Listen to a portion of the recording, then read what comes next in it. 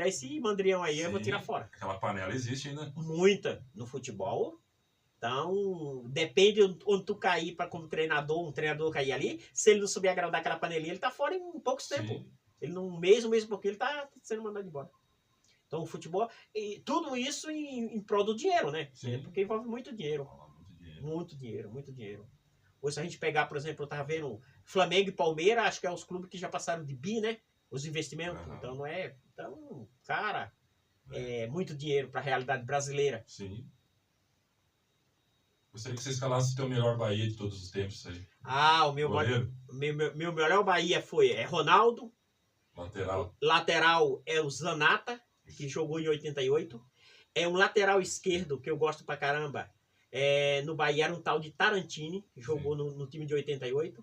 Aos meio de campo hoje eu gosto muito do Caio Alexandre, eu acho um baita jogador. Eu gosto do Everton Ribeiro, Sim. que veio do Flamengo, eu acho ele muito habilidoso. Pouco preguiçoso. Ele veio da base do Corinthians. Ele era da base do Corinthians. O Tite lançou ele como lateral esquerdo. Você vê, né, a loucura que os técnicos faziam, né? O técnico já acertou ele no meio, viu? E já ficou, se tornou um grande jogador. Aí o Bobô não pode faltar nesse time. O centroavante Charles não pode faltar. Hoje nós temos o William José, que chegou também. Sim. Eu acho ele goleador, muito goleador. O Bahia passou um cara que veio do Manchester City, emprestado, ficou ali, não deu certo com o Rogério Ceni. Um tal de Stupian. Um rapaz, ele não lembra a origem dele, de onde é que ele é, mas pensa um cara goleador. Sim. Só que brigou com o Rogério Ceni e não pôde ficar no Bahia. Então era um cara também que ia dar muito resultado. E eu gosto do... Não sou fã do Ademir, não botaria no meu time. E ali, mas eu botaria esse Eric Puga, também um baita no jogador. Jogou. Teve um Gil também, que jogou Gil Bahia, que chamava. Jogou no time de 88 também, que era muito bom de bola. Era muito, então... Seria mais ou menos nesse sentido aí, meu Bahia dos sonhos. Meu Bahia que eu jamais vou esquecer. E pra comandar essa galera toda aí, quem que você é o maior de técnico? Evaristo de Macedo, ainda tá vivo. Botaria ele. Não posso... O Evaristo de Macedo... Ele tá nativo ainda? Ele tá treinando ainda? Não, ele não treina, não, porque ele tá muito velhinho, né? Mas eu digo assim, porque é inesquecível ver o trabalho que ele fez no Bahia.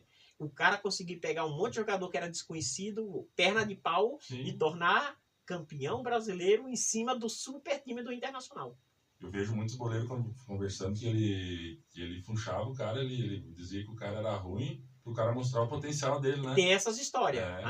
Então diz que ele me chama... Romário, né? O próprio Romário falou que ele mexia muito com isso. Que daí, do cara para fazer o cara jogar. Tirar um pouco do ego do estrelão ali, né?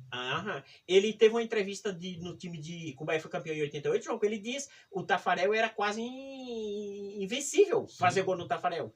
E ele botava e dizia, você vai fazer gol, você vai fazer gol. Ele dava o nome que os caras iam fazer gol. Sim. Entendeu? E o Tafarel, nossa, naquela fase, nossa, o Tafarel pegava tudo. Meu Deus. Então, gostaria que você deixasse suas considerações finais aí. Eu quero agradecer a oportunidade, dizer que é uma honra falar do Bahia.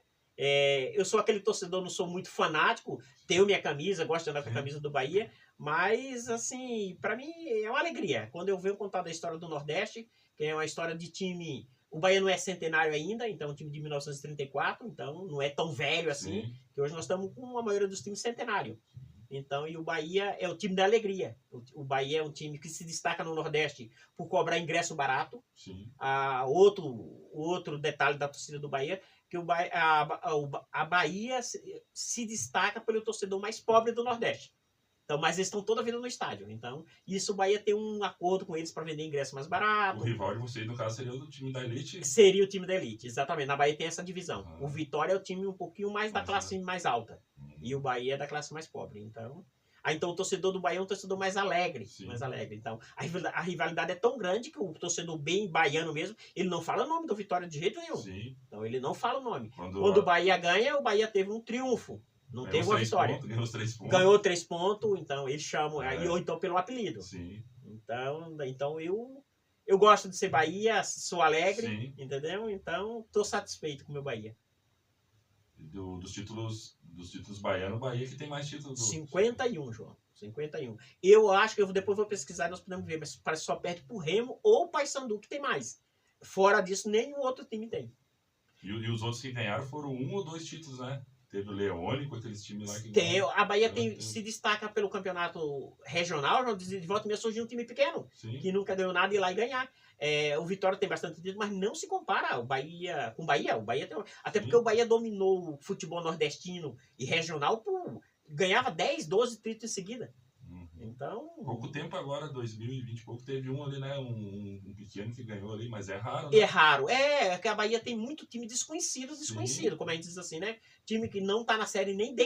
Então, daí, quando chega no cenário de ser campeão baiano, você fica surpreso, porque você não conhecia aquele time. Não é um time que tá ali jogando a série D, C. Outra coisa que tinha que ter mais, valorizar mais os times para não ficar sem calendário, né? Tem muito time que tem esse...